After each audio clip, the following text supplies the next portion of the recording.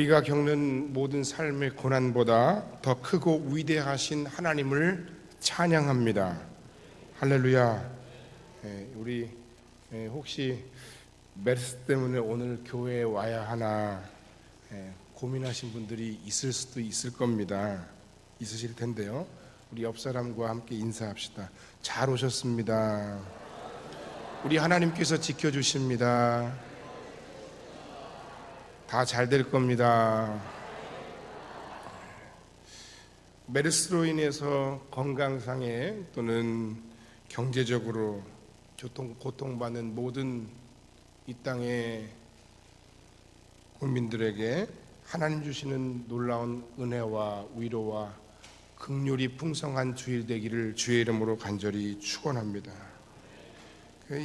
모든 국민들이 불안에 떨고 있는 이 메르스 사태를 보고자니 참 마음이 착잡합니다. 이 상황을 보고 있는 국민들의 분노가 조금은 이해도 되고, 보건당국이 조금 초기에 좀 잘 대응했더라면, 그건 그만두고 잘한다고 얘기하는 시점부터라도 조금 잘 관리가 됐더라면, 지금 이 순간부터라도 조금 뭔가 좀 해결되는 진정되는 국면의 모습이 나타나면 참 좋겠지만 그런 부분들이 참 안타깝고, 그래서 이런 부분에서 국가의 위기 관리 능력이라는 단어가 말이 나오기도 합니다. 그렇지만 여러분, 우리가 너무 방심해도 안 되겠지만 너무 두려워할 필요도 또한 없다고 생각합니다. 곧 조만간 잘 해결될 줄 믿습니다. 이럴 때일수록 우리가 더욱더 깨닫고 알아야 할 분명한 신앙적인 지침들이 있습니다. 먼저 그건 뭐냐면, 작은 바이러스 하나에도 불안하고 두려움에 떨고 어찌할 바 알지 못하는 그런 우리들의 연약함을 깨닫고 더욱 하나님께 믿음으로 가까이 나아가고 하나님을 온전히 더욱 바라보는 깊은 신앙 성찰의 시간이 되기를 주의 이름으로 간절히 축원합니다. 그 다음, 좀 답답하고 힘이 들지만 그래도 어떡하겠습니까? 미우나 고우나 지금 맡고 있는 그 집권자들이 좀 빨리 정신을 차려서 잘 대처할 수 있도록 기도해주고 모든 국민들이 힘을 합쳐서 이 모든 사태를 잘 해결해야 할 것입니다. 자꾸 여기저기 지방방송이 이곳저곳에서 나오고 이래야 된다 저래야 된다, 건전한 비판과 건전한 것들은 좋지만 필요 이상의 대응들을 통해서 국론이 분열되고 나라가 혼란스러워지는 건 더 큰 문제라고 생각합니다. 대통령이 조금 더 자신감과 폭넓은 리더십으로 이 문제를 잘 해결할 수 있고 처리할 수 있도록 기도해주고, 그리고 나서 잘잘못은 나중에 좀 따져야 할 때가 아닌가 하는 생각을 합니다. 국가를 비롯해서 단체, 가정, 개인에 이르기까지 어느 누구든 갑작스럽게 닥쳐오는 인생의 위기라고 하는 어떤 그런 위험 요소를 피할래야 피할 수가 없는 겁니다. 우리 인생의 크고 작은 삶의 문제들, 그 모든 문제들을 완벽하게 예측하고 준비할 수 있는 사람이 과연 누가 있겠습니까? 예수님 말씀하시는 것에 따라서 도둑이 어느 시점에 올 줄 안다면 그것에 대해서 대비하고 방비해서 도둑 맞을 사람이 누가 있겠습니까? 그러니 그 시간과 그 장소와 그 상황을 모르기 때문에 우리 주님의 사람들은 깨어 있어야 한다라고 하는 것이 예수님의 말씀, 마가복음 14장에 나와 있는 예수님의 말씀인 거예요. 여러분, 그래서 이런 모든 부분들에서 우리 모두가 다 이런 위기를 겪을 수 있다는 사실을 인정해야 됩니다. 작년에 세월호 사태 같은 그런 말도 안 되는 그런 사태들이 일어날 줄 누가 알았습니까? 2015년 5월과 6월에 걸쳐서 이런 메르스라고 하는 바이러스로 인한 위기를 미리 알고 대처한 사람이 누가 있었겠습니까? 아무도 없어요. 이런 갑작스러운 문제들을 그러나 잘 처리해내는 것이 그들의 능력인 겁니다. 우리들의 능력인 겁니다. 이때 나오는 말이 바로 위기 관리 능력입니다. 오늘 우리가 함께 읽은 이 본문에도 우리처럼 갑작스런 인생의 위기, 국가적인 위기 가운데 신앙의 위기를 특유의 관리 능력으로 잘 헤쳐나간 그리고 극복한 하나님의 사람이 등장합니다. 그 사람은 바로 사무엘입니다. 이 사무엘이라고 하는 사람은 정말 대단한 사람입니다. 왕이 없던, 이스라엘의 왕이 없던 시절에 모든 여러 주변의 민족들로부터 이스라엘 민족이 고난을 당하고 핍박을 당하던 그 시절에 하나님께서 그때마다 사사를 세워서 이 이스라엘을 건져주셨는데, 그 사사 중에 마지막 사사가 바로 사무엘이었고 제사장이었으며, 그리고 이스라엘의 역사상 최초의 선지자로 기록되고 그리고 명명되는 이가 바로 이 사무엘이라고 하는 사람이에요. 그런데 그 사무엘의 인생과 삶에 위기가 닥쳤습니다. 오늘 8장 1절 이하의 말씀의 내용에 보면 그런 내용이 나옵니다. 사무엘이 늙음에 그의 아들들을 이스라엘의 사사로 삼으니 장제의 이름은 요엘이요 차제의 이름은 아비야라. 그들이 브엘세바에서 사사가 되니라. 그의 아들들이 자기 아버지의 행위를 따르지 아니하고 이익을 따라 뇌물을 받고 판결을 굽게 하니라. 세상을 살면서 내 뜻과 내 마음대로 되지 않은 일들이 참 많아요. 그중 하나가 있다면 오늘 본문에도 나와있지만 나이입니다. 나이 앞에 장사가 없다는 말처럼 나이가 들어서 점점 힘이 빠지는 걸 어떡하겠습니까? 몸에 이상이 생기는 걸 어떡하겠습니까? 무엇 하나 제대로 이룬 것이 없는 것처럼 보이는 그 순간에 내가 나의 삶을 내려놓고 준비하고 정리하고 그리고 하나님 앞에 더 가까이 나아가는 그런 인간의 인생의 시간들이 우리에게 다가온다는 겁니다. 또 한 가지는 자식이죠. 자식처럼 자기 마음대로 안 되는 게 없습니다. 글쎄 사무엘이 하나님의 일을 감당하느라고 자식들을 잘 돌보지 못했기 때문일까요? 그 성경에 나와 있지 않아 모릅니다만 부모의 마음을 알아주고 부모의 기대대로 잘 되는 자식들이 많으면 얼마나 좋겠습니까만, 그러나 그렇지 않은 게 우리 현실이에요. 또 부모의 기대만큼 잘 해내지 못하는 자신들을 보면서 자식 역시 너무나도 때로는 답답하고 속상한 겁니다. 그것을 바라보는 부모의 마음은 더 안타깝습니다. 모든 것이 다 내 탓인 듯 싶고 그렇습니다. 지금 사무엘은 이 두 가지 인생의 위기 사이에 꽉 끼어 있습니다. 나이를 먹는 것과 자기 자녀가 자신의 신앙의 유군을 따라 살지 않는 것, 이거 정말 위기인 거예요. 여러분 자녀가 믿음 안에 신앙 안에 살지 않고 하나님의 곁을 멀리 떠나 자기 생각과 자기 계획과 자기 방법과 자기 옳은 대로 행하며 사는 것이야말로 여러분 인생과 삶에 얼마나 큰 결정적인 위기인가 하는 것을 여러분들이 깊이 깨닫고 고민하시길 바랍니다. 다른 건 몰라도 여러분 자녀들이 신앙생활하는 것만큼은 부모된 자로서 적극 격려하고 적극 협조하고 적극 도와주고 밀어주고 그리고 함께 안타까워하며 기도할 수 있는 그런 지혜로운 부모들이 되시길 주의 이름으로 간절히 축원합니다. 하나님 안에 사는 자녀들 치고 잘못되는 자녀들이 있겠습니까? 믿음 안에 사는데 하나님께서 돌보시는데 하나님 말씀대로 살아가려고 애쓰고 노력하는데 그 자녀들이 잘못된 길로 가겠습니까? 지금 잠시 잠깐 그냥 몇 자 공부 더 하라고, 야 시험 기간인데 어딜 가? 교회는 무슨 교회야? 예배는 무슨 예배야? 시험 보고 시험 끝나고 다음 주부터 나가. 그것 안 되는 거예요. 그렇게 삶의 우선순위, 신앙의 우선순위가 바뀌어버렸어요. 이미 그 아이는 시험이 먼저구나, 성적이 먼저구나, 내가 세상에서 뭔가 하는 것이 먼저구나, 그리고 남는 시간에 예배하고 남는 시간에 하나님 바라보고 남는 시간에 신앙생활 하는구나. 이미 그 아이의 마음가운데 그런 생각이 들었는데 신앙이 잘 들어가고 잘 믿음 안에 말씀대로 살아갈 턱이 있겠습니까? 부모의 영향을 얼마나 어릴 적에 많이 받는데. 정말 너무나도 안타까운 그 삶의 신앙의 위기 가운데 빠졌을 거예요. 저는 이 사무엘의 심정이 조금 이해가 갑니다. 우리 아이들이 다 외국에 나가 있기 때문에 다른 건 몰라도 이 신앙 문제만 하나만큼 내가 양보할 수가 없어요. 매를 끼고 지켜볼 수 없기 때문에 이거 하나만이라도 하나님 앞에 기도할 수밖에 없어요. 믿음 안에 하나님 안에 살게 달라고. 머리가 쭈뼛쭈뼛 서는 상황이에요. 얼마나 심각한 위기인지 알 수 없어요.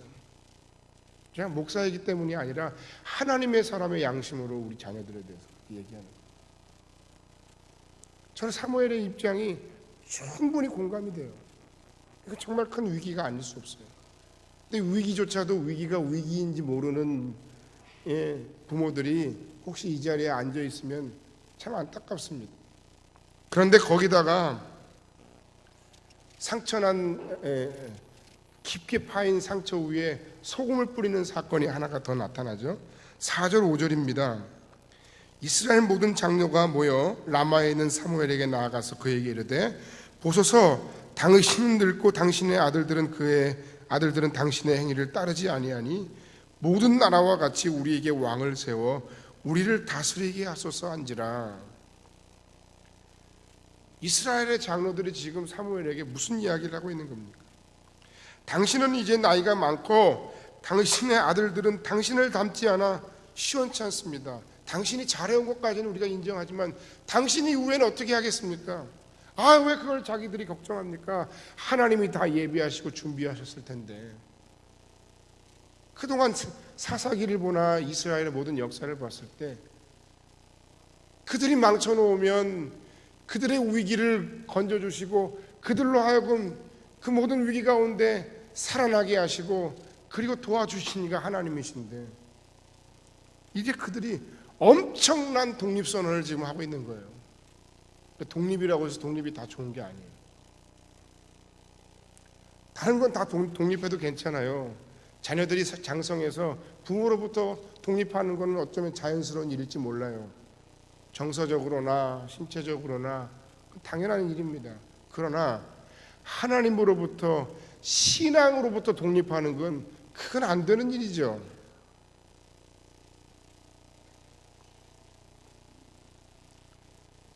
사무엘의 입장에서 그동안 하나님과 이스라엘 사이에 그간의 눈물겨운 그런 모든 사무엘의 사역의 헌신의 삶을 송두리째 부정하고 무너뜨리는 말입니다. 물론 불안해서 그랬겠지만 사무엘 이후 시대에 하나님 한 분만으로는 더 이상 불안해서 만족할 수가 없으니 우리도 역시 다른 나라처럼 인간 리더십 다른 왕을 세워서 우리를 다스리게 하소서. 그러면 이것은 사무엘의 개인적인 위기였고 사무엘의 삶의 가정적인 위기였으며 이스라엘의 입장에서 보면 엄청난 이스라엘의 신앙적인 정체성을 흔드는 국가적인 위기였습니다. 기억합시다. 메르스 아니라 그보다 더한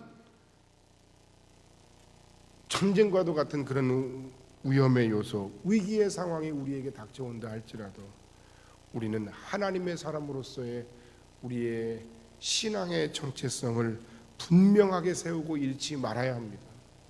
할렐루야. 폼이 흔들리면 안 되는 거예요. 야구 선수든 축구 선수든 45분 전후반 90분 경기를 뛰는 동안 그 이상의 경기를 뛰는 동안 혹은 3회, 4회, 5회 이상 선발 투수가 그 시간을 버티는 동안 흐름이라는 게 있어요. 잘 던지다가도 한 번씩 잠깐 흔들리는 게 있는 거예요. 그 상황을 잘 대처하는 선수가 잘하는 선수죠. 폼이 흔들리면 안 돼요. 우리의 폼은 뭐냐? 신앙 안에서 신앙인의 폼은 뭐야? 메르스 아니라 전쟁이 와도 우리 신앙 안에서 하나님의 사람으로서의 우리의 신앙의 정체성을 잃지 말아야 되는 거예요. 위기인데 그럼 내가 하나님의 사람이 아닌가? 아니죠. 마음이 흔들리면 안 되는 겁니다. 결정적인 순간에 신앙으로 결정하고 그 신앙 안에서 올바르게 행동해야 하는 겁니다. 이게 바로 하나님의 사람의 진정한 삶의 모습이고 여러분이 어쩌면 들어보셨을지 모르지만 소위 칼빈주의라는 게 이거예요. 하나님 안에서의 삶이에요. 내가 세상에 있든 교회에 있든 어디서 무엇을 하든 하나님 앞에서 하나님의 사람으로서의 분명한 중심을 가지고, 그리고 그 믿음 안에서 살아가고 믿음 안에서 행동하고 믿음 안에서 결정하고, 결코 그 위기 속에서 우리의 신앙의 폼이 흔들리지 않는 거예요. 바로 그겁니다. 저나 여러분이나 우리 모두가 하나님 안에서 개인적인 혹은 가정적인, 그리고 우리 모두가 겪는 교회적인 국가적인 신앙의 위기 상황을 맞을 수 있지만, 그러나 그런 때일수록 진정한 신앙의 위기 관리 능력을 발휘해서 잘 극복하고 이기며 하나님께 영광 돌리는 하나님의 사람이 되어야 할 줄로 믿습니다. 할렐루야. 그러면 참된 신앙의 위기 관리 능력, 위기 속에서의 참된 신앙의 위기 관리 능력이 무엇인지 우리가 말씀 속에서 사무엘을 통해서 우리가 함께 발견해 보기를 원합니다. 우리가 기억해야 하고 깨닫고 알아야 될 게 있습니다. 첫 번째, 위기 앞에서 우리는 솔직함과 진정성을 가지고 하나님 앞에 나아가 기도해야 합니다. 할렐루야. 사무엘상 6장 8장 6절을 보면, 우리에게 왕을 주어 우리를 다스리게 하라 했을 때에 사무엘이 그것을 기뻐하지 아니하여 여호와께 기도하매. 지금 사무엘의 마음은 지금 굉장히 마음이 아파요. 개인적으로. 자기 자신과 자기 자식들이 지금 비토를 당했어요. 물론 자기 자식들이 잘못해서 그렇지만, 그래서 마음이 안타깝고 괴로운 상황 속에 그의 마음에 더 그를 힘들게 했던 것은 이스라엘 백성들이 요구한 왕이라는 거예요. 여러분, 이제 이 시대에는 우리가 왕을 요구하지 않습니다만,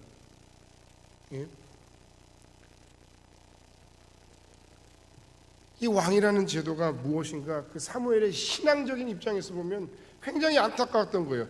이스라엘은 그 당시에 신정국가였어요. 하나님이 직접 다스리시고 하나님이 직접 통치하시는 국가였어요. 그런데 하나님이 아닌 인간 왕을, 하나님이 아닌 다른 것을 그들의 왕으로 세우기를, 다른 사람을, 어떤 연약한 인간을 그들의 왕으로 세우기를 원했던 겁니다. 분노할 틈도 없어요. 너무 속상해서 그는 그 순간에 무엇했습니까? 하나님께 나아가 기도했던 겁니다.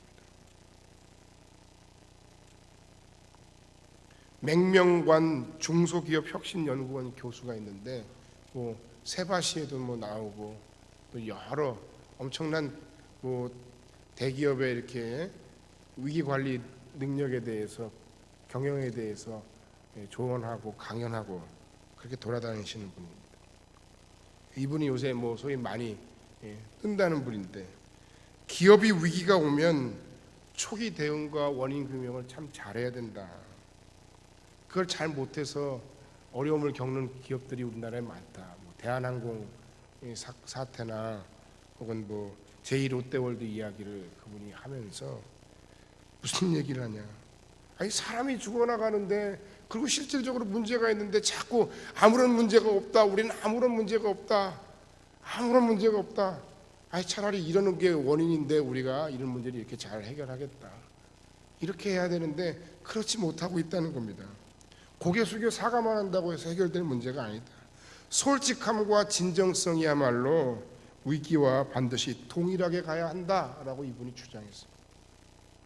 저는 신앙 안에서, 하나님 안에서 우리의 삶의 위기도 마찬가지라고 생각하는 거예요. 위기 앞에서 우리는 하나님 앞에 나아가 정말 나의 삶에 가장 가슴 아픈 이야기, 가장 고통스러운 이야기, 나의 마음의 불안함, 나의 마음의 근심과 걱정, 그리고 내가 하나님 앞에서 이 모든 위기 속에서 할 수 있는 것이 아무것도 없습니다 라고 솔직하게, 하나님만이 진정한 나의 인생과 삶의 왕이시고 주권자이십니다. 주님만이 주인이십니다. 그런 그리스도의 주재권을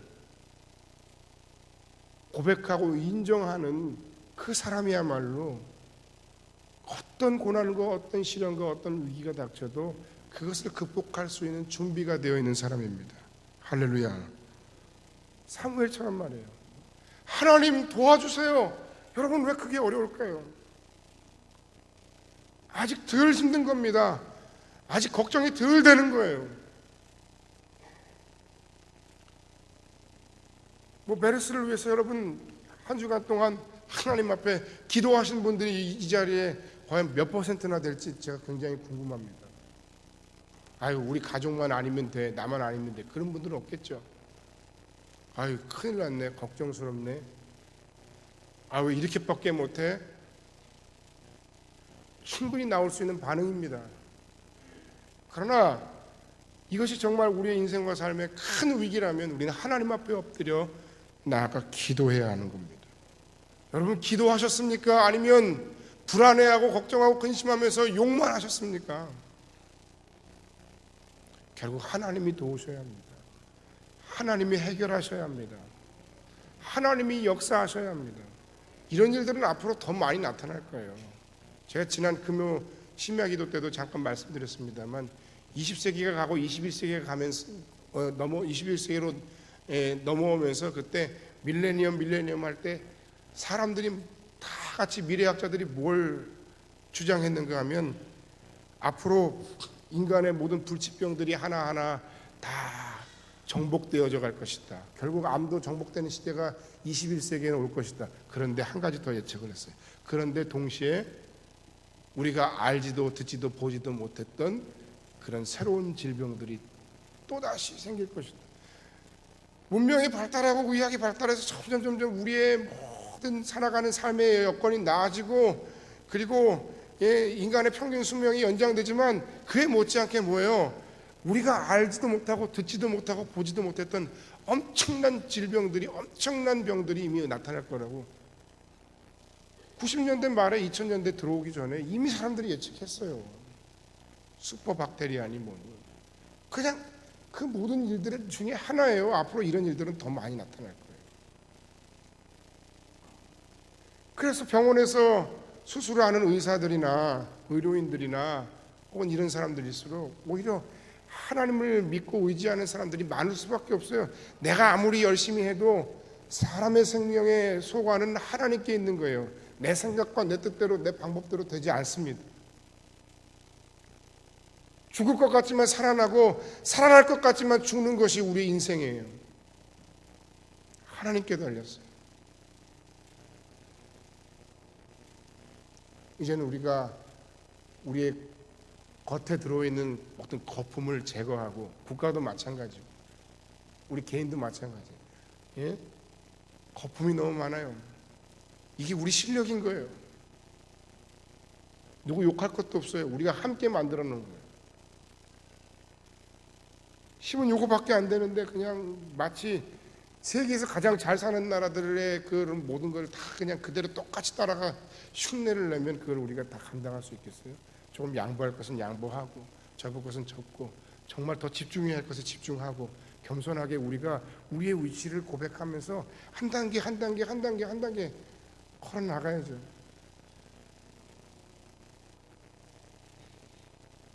인생의 위기 앞에서 우리는 좀 더 솔직해져야 합니다.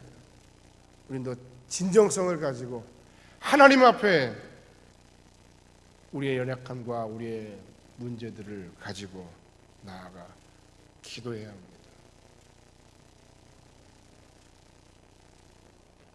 두 번째, 하나님은 우리의 진정성 있는 기도에 응답하시는 분이심을 믿어야 합니다. 할렐루야. 내가 이 모든 상황을 놓고 하나님 앞에 엎드려 기도하면 하나님은 뭐예요? 반드시 우리의 기도에 응답하시는 분이십니다. 할렐루야. 우리의 문제를 솔직하게 고백하고 하나님 앞에 엎드린다면 하나님은 우리에게 응답하시는 분이에요. 사무엘에게 하나님은 응답하셨어요. 더 이상 기뻐할 수 없을 때, 그 상한 마음을 가지고 하나님 앞에 나아갈 때 하나님이 그에게 뭐라고 말씀하십니까? 8장 7절로 9절입니다. 우리 함께 읽죠. 여호와께서 사무엘에게 이르시되 백성이 내게 한 말을 다 들으라. 이는 그들이 너를 버림이 아니요 나를 버려 자기들의 왕이 되지 못하게 함이니라. 내가 그들을 애굽에서 인도하여 낸 날부터 오늘까지 그들이 모든 행사로 나를 버리고 다른 신들을 섬김같이 내게도 그리하는도다.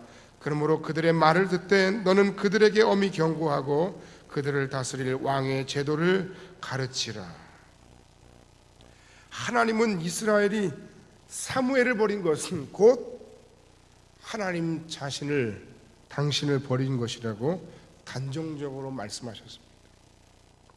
하나님을 버리고 다른 왕을 구하여 하나님으로 하여금 이스라엘의 왕이 되지 못하게 하고 있다고 말씀하셨던 겁니다. 여러분, 이 말을 들었을 때 사무엘의 마음에 어떤 생각이 들었을까? 아, 그렇구나. 나만 버린 게 아니라 그들이 사실은 하나님을 버린 거구나. 잘 생각해 보세요, 여러분. 하나님의 이 말씀이 맞는 말씀인지 틀리는 말씀인지. 사무엘아, 나와 너는 하나다. 네가 버림받고 홀대받은 것은 곧 내가 버림받고 홀대받은 것이다. 네 마음이 기쁨을 잃어버리고 아픔 속에 신음하고 있듯이 나 역시 기쁨을 잃어버리고 버림받은 아픔 속에서 신음하고 있다. 그렇게 말씀하시는 거예요. 제 주변에 제가 아는 어느 목사님 교회에서 너무 속상한 일을 당하고 괴롭고 아프니까 저한테 40년을 목회하신 분인데, 목사, 내가 요새 목회하기가 싫어. 목회하는 게 너무 싫어. 은퇴가 몇 년 안 남으신 분인데 그런 말씀하시더라고요. 너무 안타까웠어요. 그 한두 사람 때문에, 한두 사람 때문에. 그러나 제가 이 말씀을 보면서 든 생각이 그겁니다. 아, 우리가 하나님의 사람들이, 목회자가, 성도가, 그리스도인들이 하나님의 편에 서 있다면 세상이 그들을 향하여 손가락질하고 세상이 그들을 향하여 무언가를 지적하고 욕을 해야 된다 할지라도, 그러나 그 욕은 그 사람을 향한 욕이 아니라 하나님을 향한 욕이고 하나님께서 욕 먹으시는 것이고 그 하나님께서 그에게 다가가 말씀하시고 하나님의 편에 서서 믿음으로 살아갈 때 여러분을 통해 오히려 영광 받으실 수 있겠구나. 하나님 앞에서 우리가 믿음 안에 살고 있는가 하는 것이 더 중요하다는 겁니다. 하나님의 사람이 믿음의 길을 가면 때로 외롭고 속상한 일들이 참 많습니다. 그러나 그때 하나님께서 여러분과 함께 하십니다. 그때 하나님께서 여러분의 기도에 응답하십니다. 그때 하나님께서 여러분의 연약한 마음을 만져주십니다. 문제를 해결해 주십니다. 하나님의, 지난주에도 말씀드렸습니다만 하나님의 편에 서 있는 사람들이 되시기를 간절히 바랍니다. 세상 가운데서 사무엘과 같은 똑같은 억울한 일을 당한다 할지라도, 속상한 일을 당한다 할지라도 그때 내가 하나님의 편에 서 있는 것이 확실하다면 좋으신 우리 주님은 여러분에게 이렇게 말씀하시는 겁니다. 마태복음 5장 11절로 12절. 나로 말미암아 너희를 욕하고 박해하고 거짓스러운 너희를 거슬러 모든 악한 말을 할 때에는 너희에게 복이 있나니 기뻐하고 즐거워하라. 하늘에서 너희의 상이 큼이라. 할렐루야.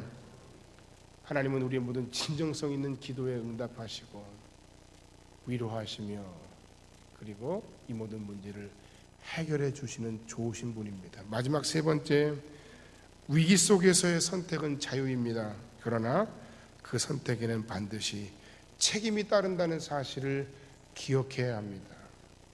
할렐루야. 내가 뭘 하든 그건 자유라는 거예요. 그러나 그 결과는 책임지라는 겁니다.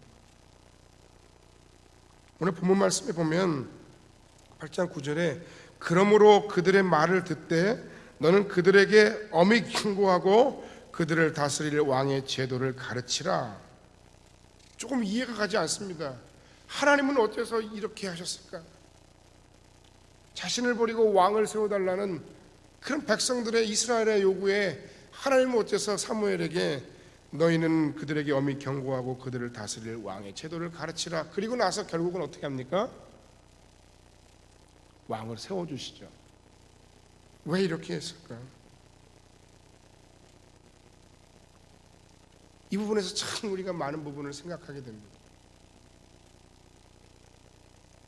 여러분,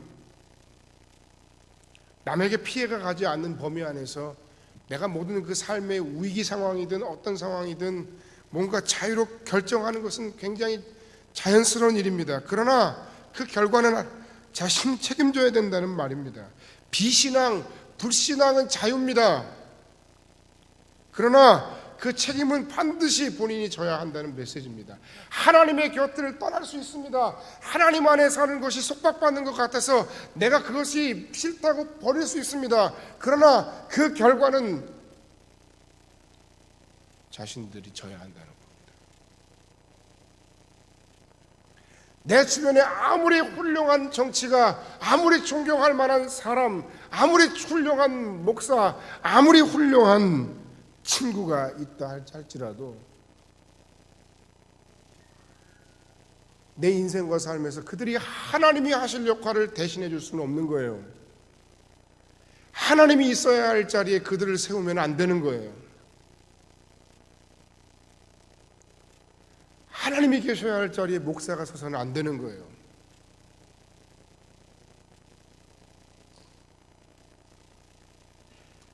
하나님 아닌 다른 것으로 자신들의 위기를 관리하려고 했던 그들, 사무엘이 이제 곧 힘이 빠지고 죽게 될 경우에 불안하여 왕을 원했던 그들에 대해서 하나님은 엄히 경고하고 말씀하십니다. 참 놀랍습니다. 저는 이 말씀을 보면서 하나님께서 그들에게 하신 이 말씀 정말 놀랍지 않습니까? 11절로 18절의 내용이 다 큰 내용이에요. 너희들이 다스릴 왕의 제도는 이러하니라. 그가 너희 아들들을 데려다가 병거와 말을 어거하게 하고 그들이 그 병거 앞에서 달릴 것이다.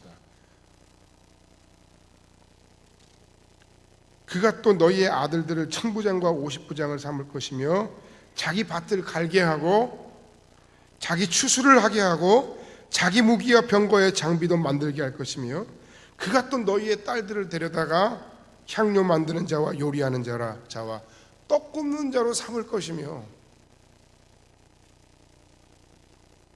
뭐 다 읽지 않았습니다만 여러분 기가 막히지 않습니까?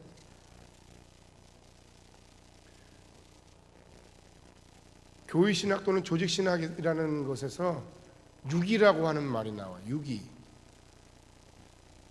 인간이 자기 욕심대로 자기 소욕대로 행하는 것을 그냥 하나님께서 그냥 내버려 두는 것을 유기라고 하는 거예요. 예?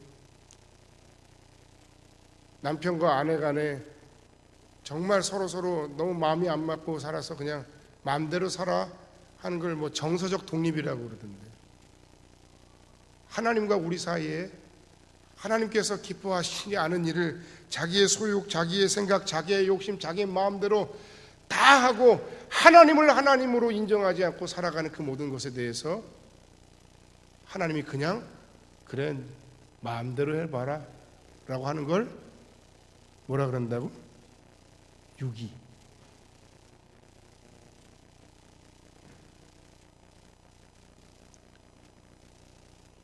이게 가장 불행한 인생이에요.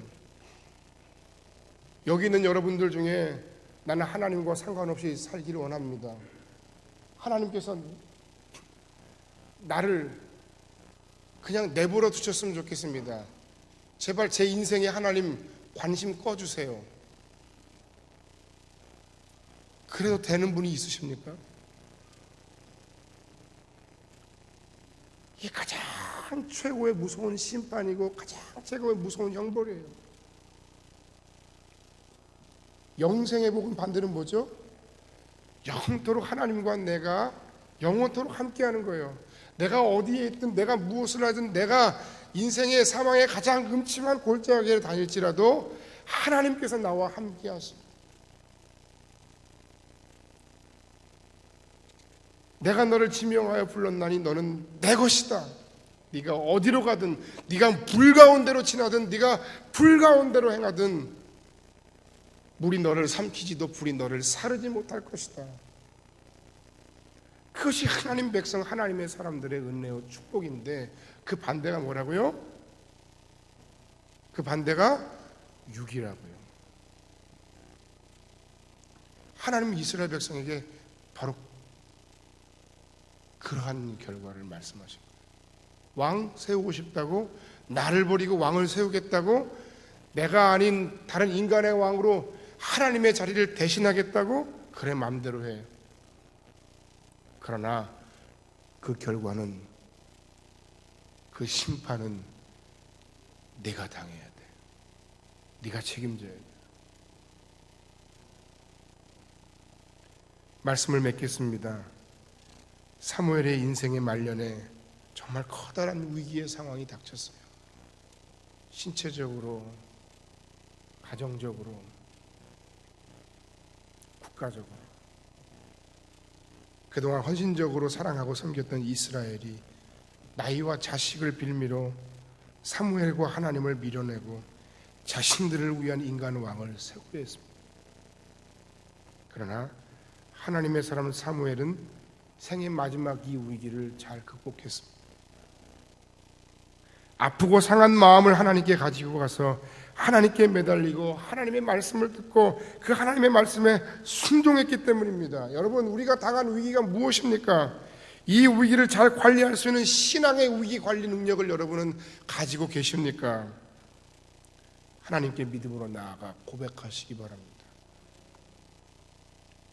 하나님은 여러분의 기도를, 우리의 기도를 들으시는 분입니다. 지금은 기도할 때이고, 지금은 감사할 때이고, 지금은 찬양할 때이고, 지금은 오히려 더욱 열심히 하나님께 나아가 예배할 때입니다. 어떤 상황에서도 믿음의 삶을 선택하시기 바랍니다. 불신앙은 자유이나 그 책임은 면하지 못할 것입니다. 하나님 외에, 하나님 한 분 외에 우리 인생에 다른 소망은 없습니다. 하나님이라는 인생의 가장 든든한 버팀목으로 여러분의 인생의 위기를 잘 관리하시고 극복하시고 승리하시기를 주님의 이름으로 간절히 축원합니다. 기도하겠습니다.